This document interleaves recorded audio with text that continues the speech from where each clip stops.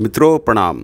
चेतना क्या है और इसका विस्तार कितना है, इस विषय में आज हम चर्चा करेंगे। चेतना का विश्लेषण आध्यात्मिकता का मूल विषय है। आध्यात्मिकता के संसार में हम चेतना के विभिन्न स्वरूपों का विश्लेषण और अध्ययन करते हैं।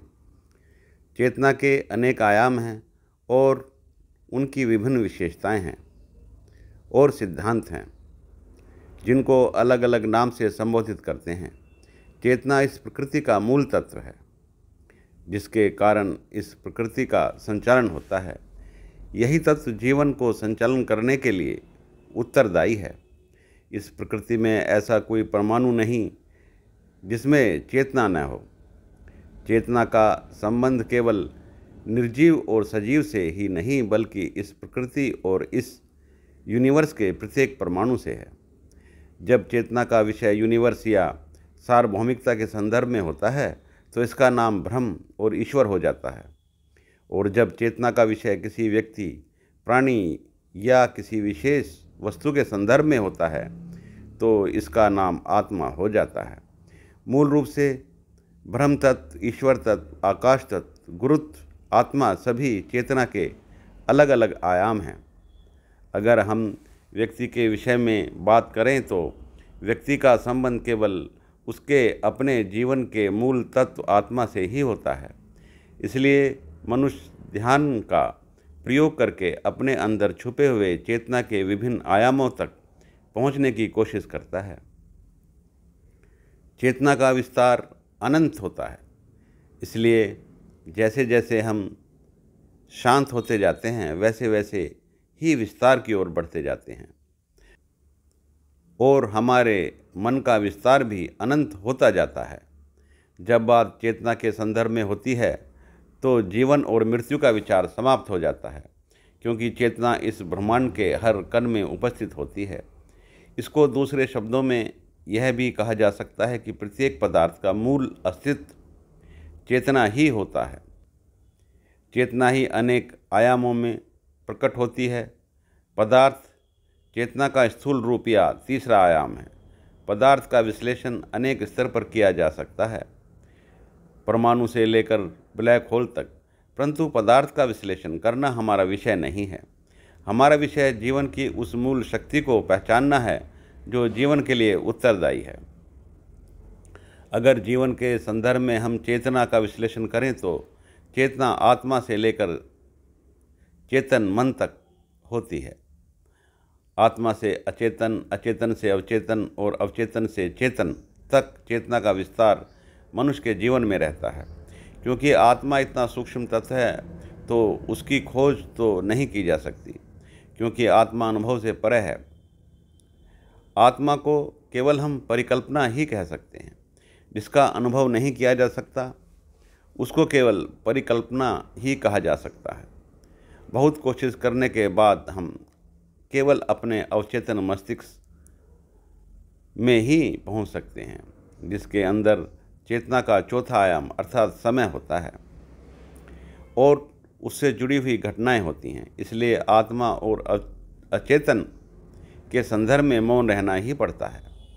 आत्मा के बाद अचेतन और अचेतन के बाद जो अवचेतन है उसकी खोज की जा सकती है।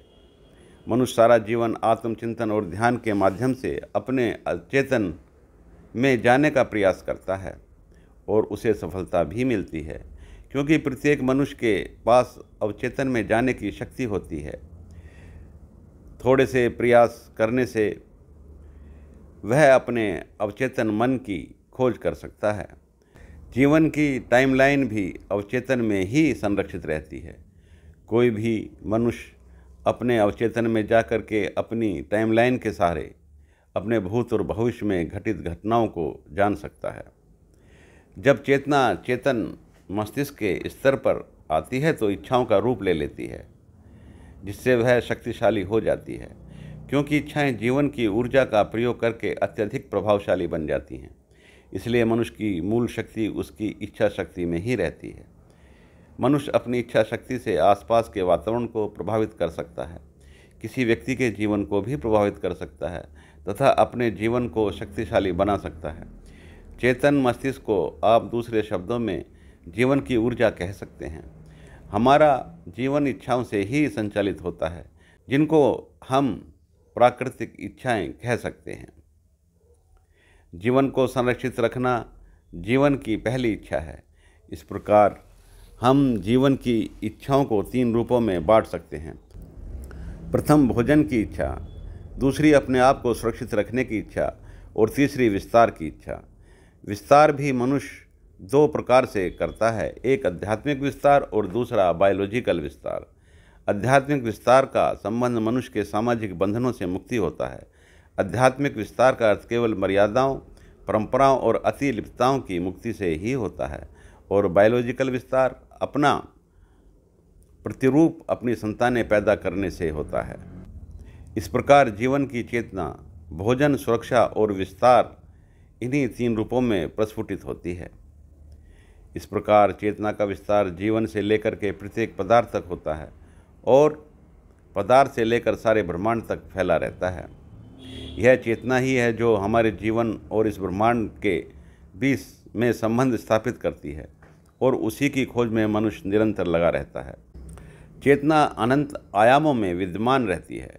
यही ब्रह्म है, यही ईश्वर है, यही आत्मा है, यही अचेतन, अवचेतन और चेतन मन है, यही गुरुत्व है, यही आकाश तत्व है। चेतना अजर अमर है, न इसको मृत किया जा सकता है और न इसको जीवित किया जा सकता है। यह जीवन से और मृत्यु से समान रूप से संबंध रखती है, क्योंकि मृत्यु के पश्चात जो शेष रह जाता है वह भी चेतना से उत्प्रोत होता है। मृत्यु का संबंध केवल शरीर में उपस्थित विभिन्न आयामों का संबंध विच्छेद होता है, जो मृत्यु के पश्चात अपने अपने आयाम में चले जाते हैं। धन्यवाद।